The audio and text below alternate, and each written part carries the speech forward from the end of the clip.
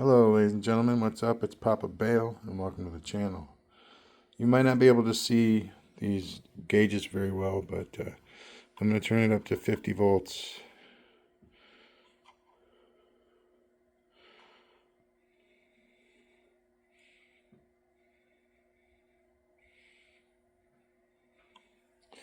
Alright, it's at 50. And now, alright, so what this is the electromagnetic transmission. And over here for the transmission is our clutch. There's two switches. So with no switches thrown, you get 6 coils. With this switch thrown, you get 4 coils. And with this switch thrown, you get these 2 coils right here. So as you turn a switch on, you remove copper from the equation. And you got to realize that when you're pushing 50 volts through copper, the less copper you're pushing it through in total length,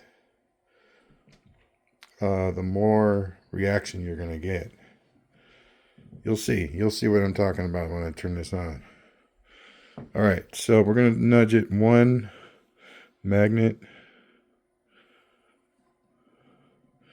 It turns on that easy. We're working with a paperclip switch.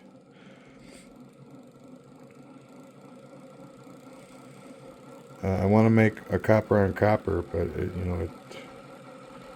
I gotta clean that up and maybe make a new one. And then that screw will act as the magnetic part. Okay, so we're getting up to speed. Then I will throw switch. Let's turn this on, see how much we're getting out of this. 60 volts. I'll throw the switch.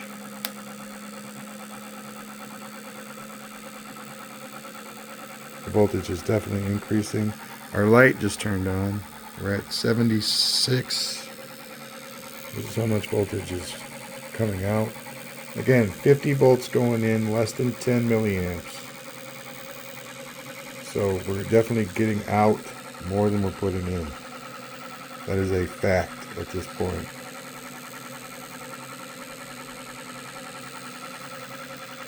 It's awesome. It's awesome how that happens. And we can make it go way up. We can make the voltage coming out go way up. But all you do is take the load off. Because the load is the cap bank. And the cap bank is attached to the light.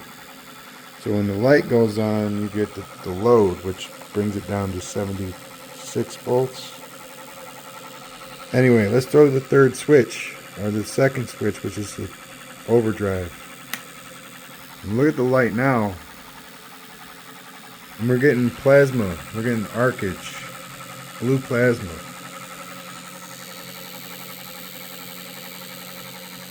$78.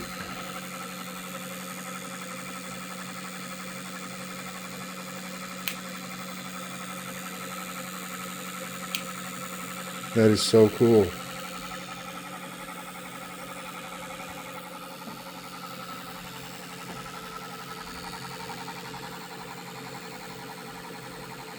So each one of those, you see how it works? How you get more power, more response, the less copper there is. So when you create a path of new resistance that removes anything after it, then everything before it becomes the new drive. And you can only do it where you can hook. I found it able to do it with the switch. See, I got all 3 coils hooked to the switch. Well, all 3 circuits really. One is with 6 coils. The other is with 4 coils. And the last one here, the overdrive, is with 2 coils. So each drive has its own connection to the switch. And they got a diode in each one.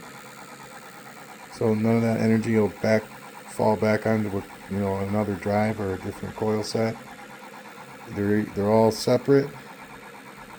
but they're also all connected in series. So, like if we have all the switches off, which would be the third clip on here, then all the coils are functioning.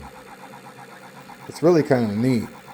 All you got to do to change all that is flip the switch. And I can you got to understand path of least resistance to get how this works. And it doesn't matter anything that's a coil. Doesn't matter how small it is. Really, as long as it's not absurdly small, like one turn, who cares, right? It's just a straight line anyway. But any coil that is going to have more resistance than just these clips. Okay, doesn't matter how long the clip is. It's a 12 gauge strand, so it's going to have less resistance than any coil you're going to wrap. Even primary of a Tesla coil would probably have more resistance than one of these clips. I'm not saying that for a fact, but you kind of get where I'm going with this. That just clipping one of these clips to any section in the series circuit of these coils will create a path of least resistance, a new path. And when you activate that path, it'll take that path. Get what I'm saying or not? I mean, this is all the coils activated. We got like 48 volts, right? And we turn on this switch, which will remove this coil and this coil. The energy starts climbing.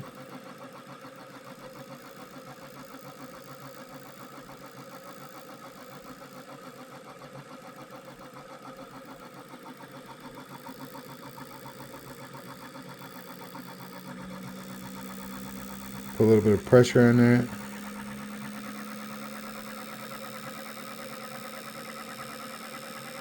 Alright, we got our light. You got to make sure there's a little bit of pressure on the switch so that when it contacts, it's not so wimpy that it doesn't send a current through.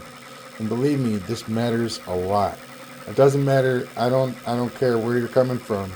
If your switch, if your paper clip isn't hitting the copper hard enough, you're not going to get an arc. It doesn't matter. You're just not going to get one. So you got to make sure that it's touching. See, you can see it now, kind of. Anyway, I'm going to throw the second switch, which is an overdrive. Now watch. There's definitely an arc there.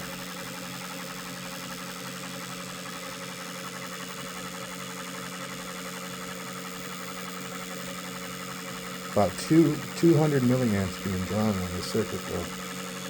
And we cut this one. We're back to 0. I think this is the best one, and it's 4 coils. So when this switch is on, you got this coil, that coil, and the green one are all working. And these two are cut off.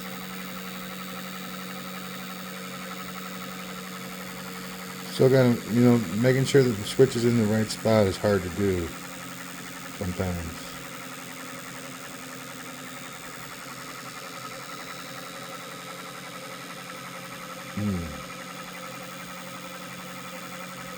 So neat.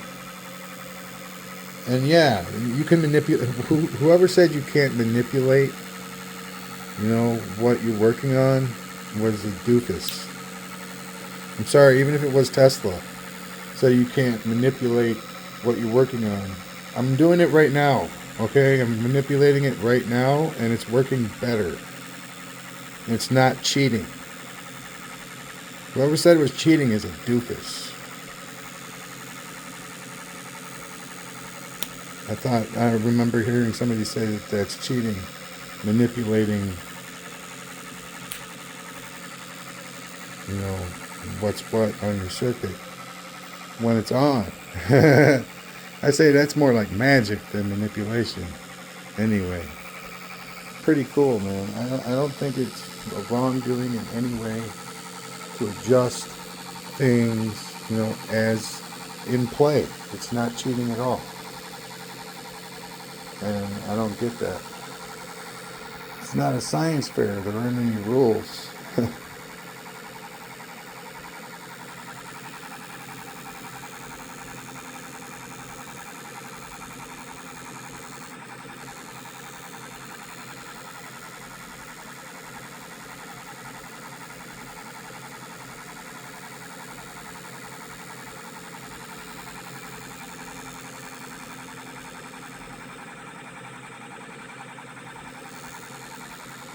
Huh. I wonder what I can do.